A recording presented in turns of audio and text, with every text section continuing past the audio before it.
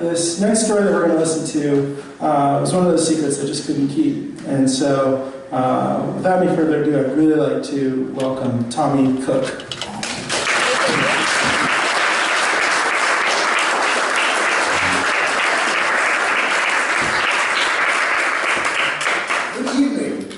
So secrets. I've had this secret. I kept it ever since I was a kid, all the way up to probably my early 20s. And at which point I had to kind of begin to reconcile with it and kind of figure it out. And I did that in some ways, kind of let the secret out in some ways, and danced around it and danced with it a bit. And it's been an interesting secret my whole life.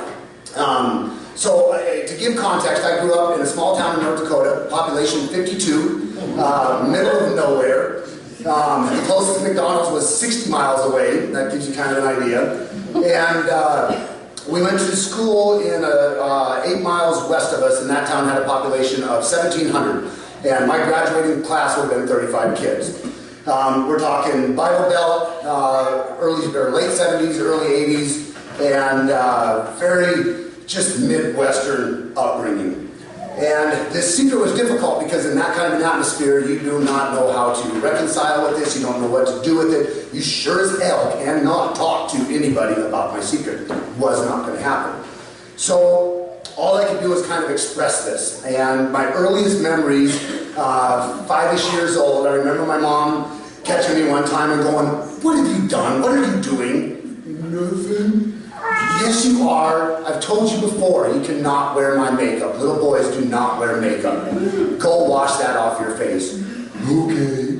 So I go wash it off, and after getting in trouble for that a couple of times, I realized, all right, man, I can't be doing mom's makeup. I'm going to get in more trouble, and nobody, again, gets it. I can't explain why I want to wear mom's makeup, so okay.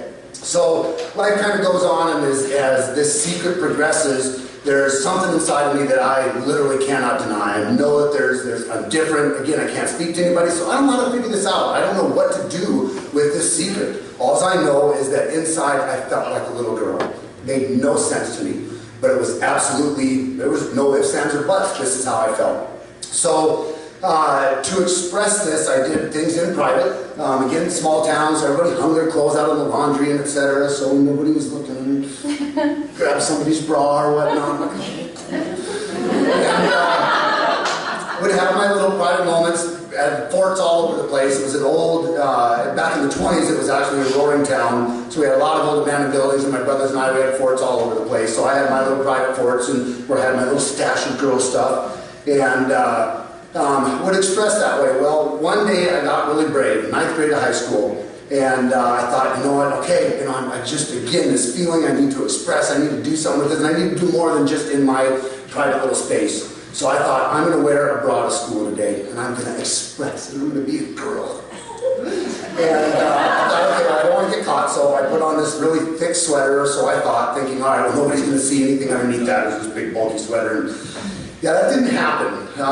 Third period, we're sitting in class, and I'm up towards the front of the rows of chairs, and one of the kids comes up behind me, snaps the bra strap.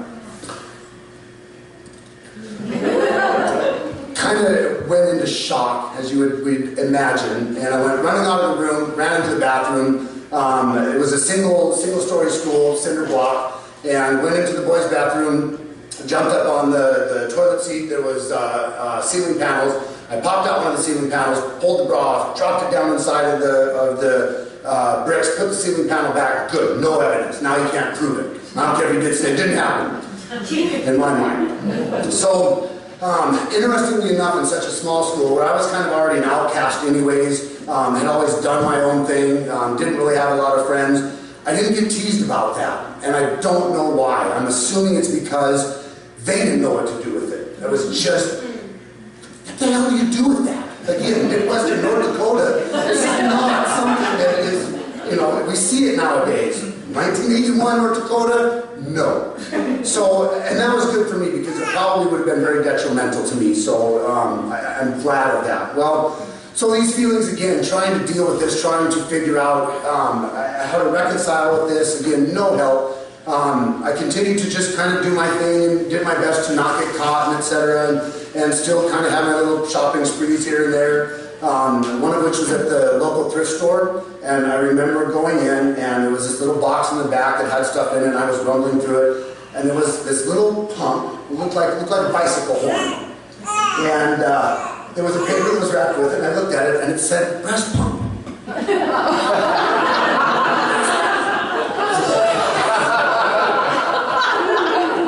that's coming home with me, and the only thing going through my head, I'm probably, shoot, this is 8th or 9th grade, so 14, 15 years old. The only thing going through my head, not knowing, is that I'm going to make my boobs grow. That's all I could think of.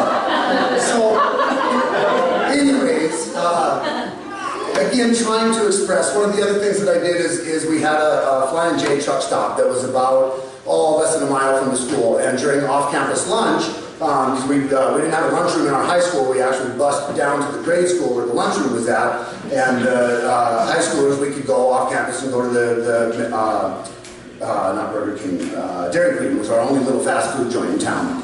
Well, me, every once in a while, I would sneak up to the Flying J, and there's this hallway. You have the restaurant on this side, the hallway between, and the truck stop over here. Well, in that hallway was the video rental area and the 2 bathrooms. And so I would go in and I would stand by the girls' bathroom, looking at videos. I would slip into the girls' bathroom. And it was one of those, there was no reason for it. I didn't pack a picnic lunch. It wasn't something that I didn't have to go to the bathroom. But again, it was something for me that I had to express. It was the only way in this world where, again, I had nobody to talk to, no way to understand this. It was just one way for me to feel normal in a world where I did not feel normal. And so, about the end of my 10th grade year, my parents decided they were going to move out to Seattle. My dad was in the Navy Reserves. He had been out there and done maneuvers a couple of different times, and so the economy was good. So we packed up towards my 10th grade year, and we moved out to Seattle. And I thought, fuck yeah, I'm going to be normal. Like, this is perfect. I get a whole new start.